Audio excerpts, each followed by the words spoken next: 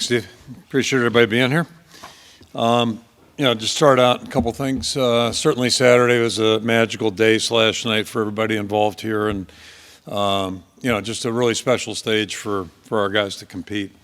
And very, very proud of the way they weathered the many challenges that came up during the game, and just we looked at the film. I think it really verified that the guys played with outstanding effort and also showed a lot of perseverance. So really proud of our football team. And since then, happy to see Matt Hankins get recognized, Big Ten Player of the Week on defense. And I think there's soon to be another award announced at 2 o'clock. So I'm sure you guys will let me know when that comes across. But that'd be the second player to be announced for that particular award in a couple weeks here. So really happy for him. And, he got the pick there at the end of the game. But I thought that fourth down stop really was kind of illustrative of the way our guys played on defense. So, really pleased with that. And then certainly for Torrey Taylor to be recognized by the Ray Guy, folks, that's special as well. And, his plus 50 punting was just outstanding. Hit that first one, went in the end zone. But after that, whatever it was, I think 5 inside the in 10 and then 1 on the 12. So just, great effort there, and certainly a great effort by the whole unit. And as I said, Terry Roberts, Ivory, Kelly Martin doing a good job with the coverage down there. So happy about that, certainly. Just, big picture right now, these seasons are long and they're difficult, and there's going to be a lot of difficult steps along the way. Certainly Saturday was one of those challenges, and it was really a really good moment, certainly for our team. And also just want to, really say thanks again to our fans. It was just an unbelievable environment, and talked to several people that night, and then, get messages from other folks, and heard several people say they thought that was as good as they've ever heard it. And these are people that have been going to Kinnick for a long time. So I certainly wouldn't disagree with that. It was just a great environment for us. So that's all behind us now. Now we shift our attention to Purdue and get the same 4 captains this week moving forward. You got Tyler Linderbaum, offensively Matt Hankins, Jack Kerner defensively, Spencer Petras offensively. So those 4 guys will go out for the toss. Then on the injury front, mixed emotions, not happy that Ryan Moss was injured. But the good news is, I think we'll get him back here a couple weeks, hopefully. So there was no surgeries involved. That's always a good thing. And just to clarify, I've heard there's some confusion on that. The injury took place during the play. So, somebody went off on a tangent there, and that's not correct. It did take place on the play where he came off. So that part's hard, but nonetheless, it's part of football, and good that he'll be back with us soon. And then certainly shifting our attention forward now. We've got a big week in front of us, and it's a big challenge playing Purdue. We have a 7-week block, talked about that during the course of the year, and this is the last week of that 7, and really there's only 5 days left, and we're playing a team that's going to be, obviously a big challenge for us, matching up with them. They're coming off their bye week, so they're going to be rested, and I know they'll be ready to go. And, just in a nutshell, Coach Brohm's done a great job at Purdue. It's interesting. You look at them right now. They've had a personality offensively from the day he got there. That's his background, certainly, and it shows up in many, many ways. They've got a new defensive coordinator and pretty much a new defensive staff, and it's really paid dividends. They clearly have an identity. Doing a really good job there. And, so if you look at it, and the other part I was going to say is we haven't had a lot of success against Purdue, certainly. So that's on our minds as well, and you have to play a little bit better to have a chance here. Offensively, like you'd expect, they're aggressive, play a high tempo, and really do a great job throwing the football. That's what they love doing. They do it extremely well and do it a lot of different ways. It seems like every week, we're saying we've, facing somebody who's really challenging in the receiver core, and, we got another big challenge here. They've got great size at the receivers, experience, and David Bell's one of the best players, I think, that I've seen in quite some time. We certainly haven't had much luck defending him. He's playing at a real high level, once again, predictably there. So that's going to be a challenge for us. The defense, like I mentioned, they've got a new system, and they certainly have an identity, and it's really paid off for them. Look at all the categories that count defensively right now in the conference, and they're right at the top 3 basically in everything that's really important. So that's going to be a challenge. And then they've bolstered their teams on special teams, have a new punter and a new kicker, and they're both doing very, very well too. So they've got a good football team, and basically it's just going to boil down to another tough Big Ten contest for us, and we need to do all we can to be ready. Our kid captain this week is Aiden Genron and Rowe, excuse me. He's from Comanche, and Aiden is a guy who's had several surgeries in his career, during his time in his career. He's a 12-year-old, had heart and spinal surgeries, but he's doing great right now and even active in sports. So certainly it'd be good to have him with us.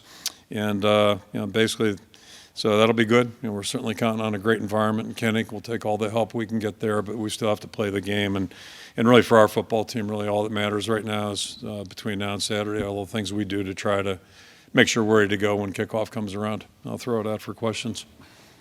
Jack Campbell today spoke to a thankfulness of being able to play, especially after missing the early part of last year. Yeah. Seth Vincent is in that as well. What have you seen from them in terms of maybe that type of appreciation, and what type of impact have they had since their return from last year to now? I think anytime a player misses time, you're more appreciative of the opportunities that you do have. I think that's true for all of us. It was true for us as a team last year, just, not playing this time of year. We're all, I guess, I don't even know, I guess we were back in football mode, but wasn't even close to playing a game at this stage. So, that part's that, and it is ironic in some ways. I was talking to one of the NFL people. It's ironic in some ways. In a year of the pandemic, he was out because of mono, which actually, took more time away from him, and it's a serious thing to deal with. So he'd probably be a little better known, quite frankly, if if he had played the full season last year. But to answer the question, I mean, we've seen this for quite some time. He's just a really good football player. He's practiced well, and now he's gotten his opportunity, and he's playing at a really high level. So we got a lot of good leaders on that defense, and he's certainly one of them. You're undefeated since he came back. Is that just a coincidence? It doesn't hurt. I know that having him in the lineup doesn't hurt. I don't know if that's a full story, but boy, it doesn't hurt. Good players make your team better for sure. And Seth did a great job last year. The guys filling in the way they did, Nick, but certainly we're a better football team with him out there. Kirk, with Riley's injury, Xavier Williams is on the depth chart for the first time. I remember in the spring he was injured, and you said at that time his learning curve was still pretty big. Where is he on that curve right now? I think he's certainly made a lot of progress, and that's when you bring that question up, I'm sitting here thinking about Van Valkenburg. Just when a player comes in from the outside and joins your team, it takes them a while to just kind of get the hang of things, just everything that you're doing, how you train, all those kinds of things, but especially the football part. And just like I think we saw Zach, obviously he's gotten better with every opportunity. Hopefully that's the same thing for Xavier, but he's been doing a good job behind the scenes. That's one position where we've had some depth, with Terry and Jamari, but now that gives him an opportunity. Unfortunately, Riley's out, but it's how football is, and it gives everybody a chance. And he's worked hard, so we're confident he'll do a good job if he gets called on.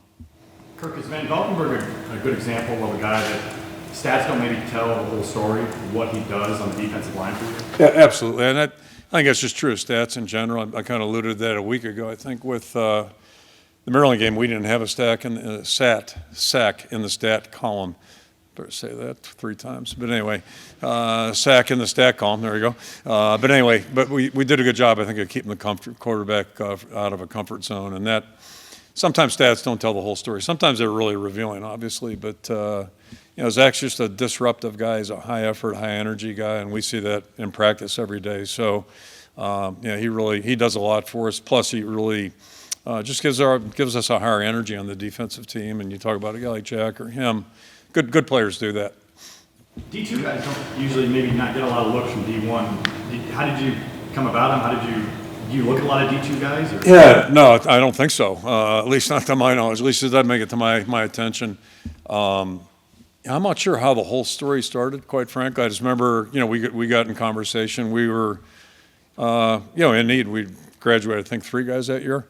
So we're always open to anything and look into any avenue. But it made it to my attention. I watched this film. It's kind of hard to judge it. You have to try to filter it a little bit and all that. But the thing that stood out was just his effort level. Marshall was here a week ago. Watching his film, I remember the same thing.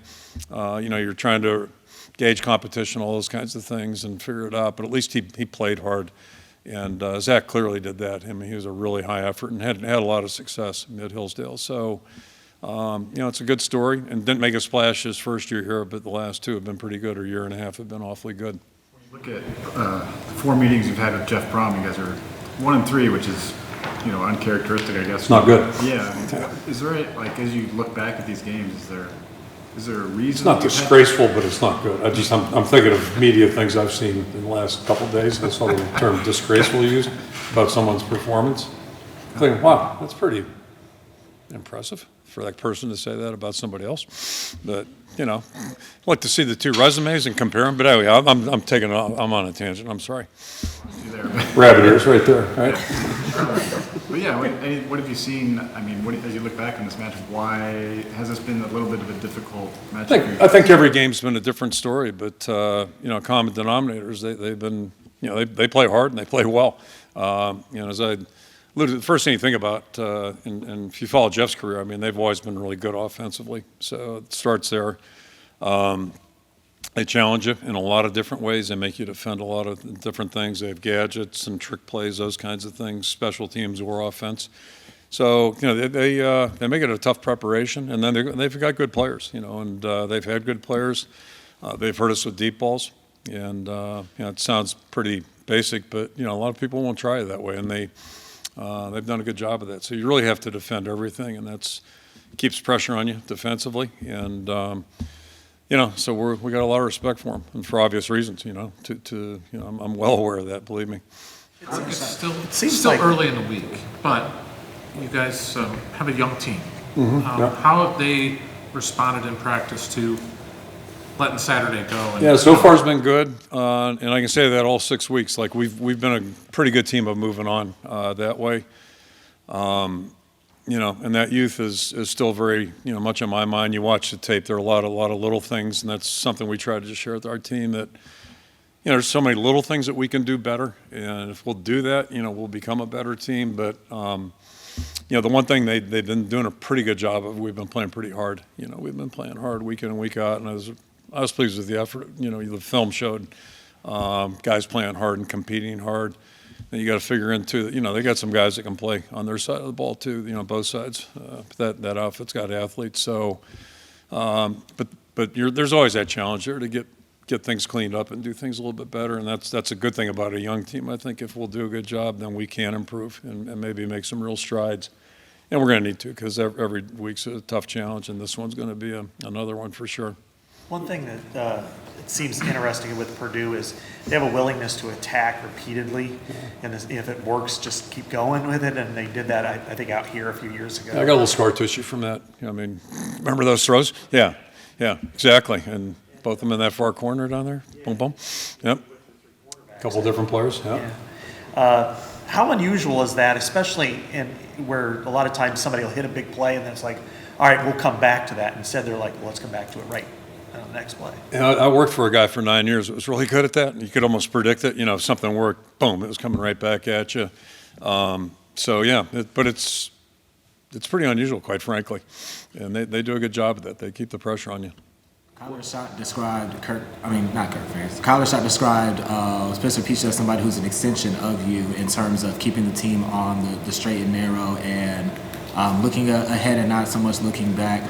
How have you seen him develop in that aspect in terms of leadership? Obviously, on the field, he's made strides, but in terms of becoming a leader, how has he progressed in that area? I think, you haven't covered us quite as long, but I think all the guys that have been around the program and even this year have been pretty consistent. Internally, I think we've all felt really good about Spencer because we've watched him, even when he was, not playing, we watched him and how he worked and how he goes about things. He is just so invested. Like, he's totally invested. He's mentally tough, and you have to be to play that position because, everybody's got an opinion about his performance, and that and the offensive coordinator, those are the two worst jobs as far as, being critiqued. So, it takes, I think, really unique people to do those jobs, and Spencer's got that. He's got the right stuff that way. He's got feelings like all of us do, but, he's able to push through and, handle bad times that are bad experiences and just keep going. And I think Saturday was one more example of that. It wasn't exactly a walk in the park. You probably noticed that first part of the game for us offensively. We're looking up at a 17-3 score. But, you just got to keep playing. But you can't do that if your quarterback doesn't do it. And he keeps the right framework, right frame of mind, and he's looking down the road, not behind him. And he learns from things that happen out there, but he's a mentally tough guy, and that's where it all starts for that position. And he makes some nice throws too, and certainly made a beautiful one on that last touchdown pass. Matt Hankins was named the Bronco. I'm sorry, yeah, sure. Is it 2 o'clock? Okay. Yeah, Okay. any comment on that? Yeah, I think it's just fantastic, and it's kind of cool that, Jack a couple weeks ago on Matt, and especially for Matt, you think about Matt, he could have left a year ago. I'm sure he considered and thought about it, but the fact that he chose to came back, to me, showed a lot of little wisdom and maturity there, and I think he was really excited about coming back and being not only a good player on our team, but a really strong team leader, and he's been one of the top captain vote getters each and every week. And there's a reason for that. Everybody on the team really has a high regard and high respect for him, the way he does things, and he's really been team-oriented, everything he does, especially with those DBs and the guys on defense. So I think it's just been a really great story, and he's kind of the typical guy that we deal with. He wasn't overly heavily recruited, yet he's improved every step of the way, and he's really played at a high level this year and then last year as well. So I'm just really happy to see a guy that works as hard as Matt be rewarded that kind of recognition. But it comes from good play. He informed us Saturday that the secondary is called the Doughboys. Did you know that? I didn't know that. No. So I'll have to visit with him about that. But yeah, I'm all for it. If they keep playing like that, I'm all for it. They're going to get a workout this week, that's for sure. The crowd is always obviously a factor, but in terms of being like actual tangible factor in the game, like they were against Penn State, you got another sellout crowd coming up this Saturday. So I guess, what did you see in terms of the opponent's offensive line struggling because of all the noise? You ever seen something like that to that extent? Yeah, I mean, I've been through a few of those on the wrong side, and that's not fun. It's just a bad feeling when the wheels come off, and they did. But it's crowd, that's defense, it's circumstance. Their field position certainly factored into that, and our fans are just so knowledgeable. Like, they knew it was time, right? I mean, they knew to get involved, and they were having fun, and our guys were revved up out there. And it's tough when you have a new quarterback in too, because the cadence is a little different, and first time for him to be in a situation like that. So. It's almost ironic in some ways, because when you go to Penn State from our bench, that right end zone down there, that's a tough place to get stuck when things are a little bit zooey. And I know we went through that in 2004, took a safety back there for that particular reason intentionally. But so that was good. But our fans, they're smart fans. They know what's important in a game, and they really helped out there, and we really appreciate that. What patience have you seen from Shudak, waiting now for year 6 and now getting his opportunity? Yeah, we just talked about Matt, and to me, that's, you got to give Matt special credit for the way he's just handled things, and Caleb's the same way, because, and I've said it many times publicly, it really was literally neck and neck with he and Keith. So, it was Keith's job. He never lost it. He kept it, but Caleb just he had a role in the team, being our kickoff guy, and did a great job. And, it's not often you don't, not that you don't worry about losing a guy, but, if Keith had to come out of the game, food poisoning or whatever, Caleb would have gone in there and done a great job. So nothing what he's done has surprised me. And speaking of special teams, like, his contribution, those weren't easy field goals the other day. And, I think all of us had total confidence he'd nail those things. So he's just doing a great job, and we're so appreciative he's on our team. Does the team feel a proverbial target on their back with the number 2 ranking and the national television wings? And does that motivate them, or is that something you say completely ignore it, or is there something else to it? Yeah, I don't know. We've had that conversation in deep, real deep, because it's just been kind of week to week. But it's part of the thing and part of the territory. If you do have success, there's going to be more attention, and I think they understand that and get that concept. But really, what it all gets back to is just trying to do your best to get ready during the course of the week, and then being ready to go at kickoff and knowing that anything can happen. So, last week was really the first week where it became, a little bit of that circus atmosphere. And if we do have success down the road, that'll increase, and we'll just have to deal with it and learn to deal with it. But it still gets down to the game. I guess that's the critical thing. And Saturday's a good example. Like, for all the things going on in the periphery, really what it got to is execution on the field. And when it counted, our guys really came through, and just, really proud of them for doing that. And they, it could have gotten, we could have folded there 17-3. It could have just, but the guys didn't do that. They just kept battling and kept chipping away. And next thing you know, we're back in it. And end up taking the lead. So that's the value of playing the full 60, and you got to do it, and that's why they got a clock up there. Are you practicing for O'Connell or Plummer, both? Both, yeah, both. And one's got a stronger arm, one's a little more accurate. I mean, how do you prepare for those two, especially because they could come in different series and everything? Yeah, it's just really the reality of it right now. We have no idea who we'll see. I wouldn't be surprised if we see both, but I have no idea. And I'm not sure it matters. I mean, they're both good players, and they both move the team, so it's a good situation for them, and it just makes it a little bit more of a challenge for us because it's not just one guy pitching the ball. It could be two. So we just try to figure out like what the personality is here and then personality there, and just try to get ready for both. But still going to get down to us, playing good defense and playing our positions well and reacting to what's in front of us. You've never been a big fan of players enrolling early, but with Keegan and Arlen, it seems like it's made a big difference with them. Just talk about the importance of them being here in the spring. Yeah, I mean, and again, in a perfect world, first-year guys wouldn't play. I think that'd be the best thing. If we're talking about what really is best for, enrolling players, for the majority of them. I know there's exceptions, and these two guys are both exceptions, as is Connor. So, but I think to be more specific, it's not that I'm against it. We don't encourage it. So if a guy really wants to do it and he's ready to do it, I think it's great. I don't want a guy doing it because he feels like it's a thing to do or he has to do it.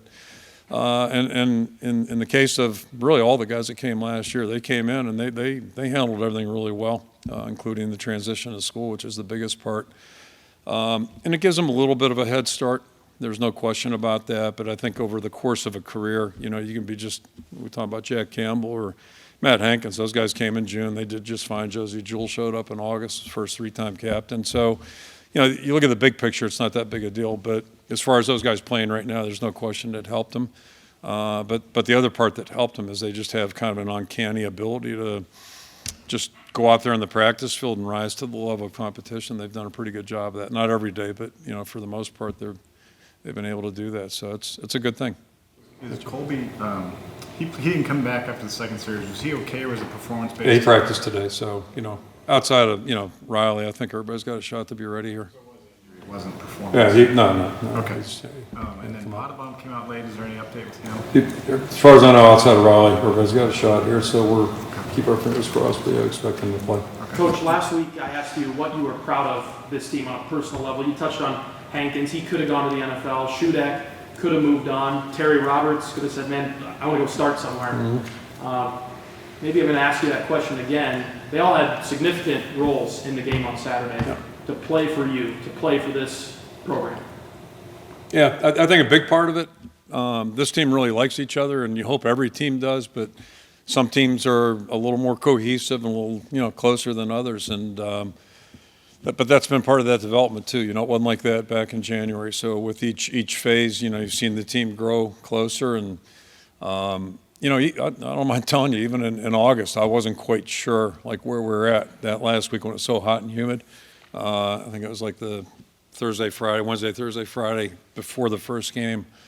I still wasn't quite sure, where we were at, and I was a little disappointed about a couple things I was seeing. So you just never know. But that. I only bring that up in that it illustrates that, this is an ongoing process, and teams, sometimes they do move down or backwards a little bit, and then they come back and move on. And we were moving down a little bit at that point.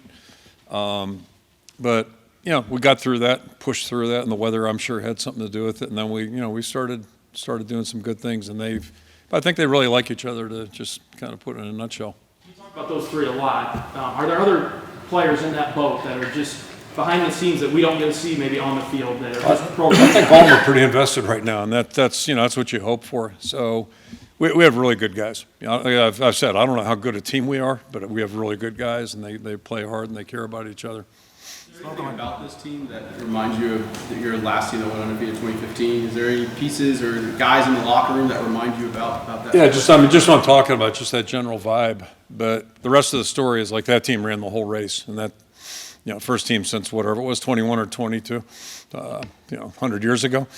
So, it shows you how hard that is to do that. And we're just at the halfway mark. I have no idea how many Kentucky Derby winners, won that were leading at the halftime, or the first, however many they go one lap, right? It's a big-ass track. But anyway, you follow what I'm saying. So I don't know what the stats are on that, but there's no prizes right now. We are bowl eligible. We're happy about that, but we don't get any prizes for being, having 6 wins right now. And that's really what, just like I said, the season's long, games are long. It's what, what you do the whole time, and we still got a lot in front of us, including this Saturday. You spoke on Jack Campbell and him not having the opportunity, and now people are starting to know his name. Steph Benson has been strong as well. Justin Jacobs has kind of had this meteoric rise at linebacker. Did you expect to get this high play out of your linebacker core with those three collectively at this point in the season? We certainly thought they had great potential. Yeah, I mean, that's a position. Our biggest areas of question and concern were up the front lines on both. As far as there's some depth issues at a lot of positions we have. That's the nature of our program. But yeah, I mean, I felt pretty good about our 7-on-7 guys, and the linebackers are included there. So that's those guys we've seen enough of them to know that they're capable of playing pretty well. But the real question marks have been in the lines. I think that's where we can continue to see a lot of growth and improvement still. When you look at, I'm sorry, go ahead. From the last year playing Purdue, not having guys like Jack and stuff, to this year having your full depth of linebackers, how confident are you in an elevated linebacker play this year compared to? It's going to be a challenge, and that game just feels to me like it was 3 years ago. I think it's just kind of the way everything feels right now. But literally, because it was our first game after such a crazy delay, whatever it was, to October. I can't remember the date, but it was late October when we played them.